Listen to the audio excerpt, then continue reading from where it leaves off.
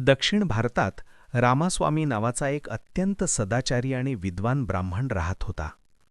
तो भगवान दत्तात्रेयांचा निसीम भक्त होता. एके दिवशी रामास्वामी यांच्या वडिलांचे श्राद्ध होते. या पवित्र कर्मासाठी त्यांनी गावातील मोठ्या प्रतिष्ठित ब्राह्मणांना आमंत्रित केले होते.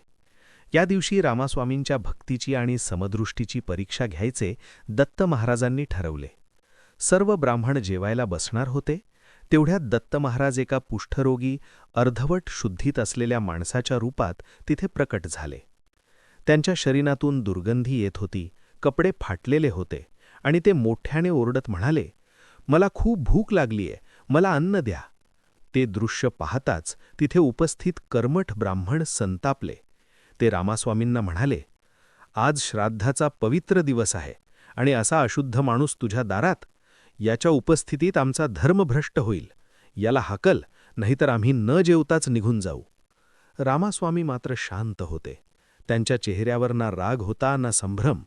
ते नम्रपणे म्हणाले, "महाराज, माझ्या दारात आलेला अतिथी साक्षात परमेश्वरच आहे. तो कोणत्याही रूपात येऊ शकतो. मी त्याला उपाशी कसा पाठवू?"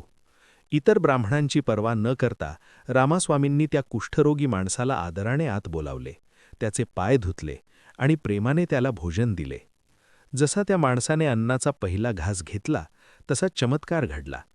ते रोगट दुर्गंधीयुक्त शरीर क्षणातच एका दिव्य तेजोमय रूपात परिवर्तित झाले. प्रत्यक्ष भगवान दत्तात्रेय तिथे उभे राहिले.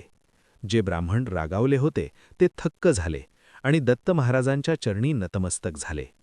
तेव्हा दत्त महाराज रामास्वामींना म्हणाले, "रामास्वामी, तुझ्या भक्तीने आणि समदृष्टीने मी प्रसन्न झालो आहे. बाह्य रूप न पाहता तू माझे अंतर्यामी रूप ओळखलेस. तुझ्या या कर्माने तुझे पितर कायमचे तृप्त झाले आहेत." या कथेचा संदेश अगदी स्पष्ट आहे.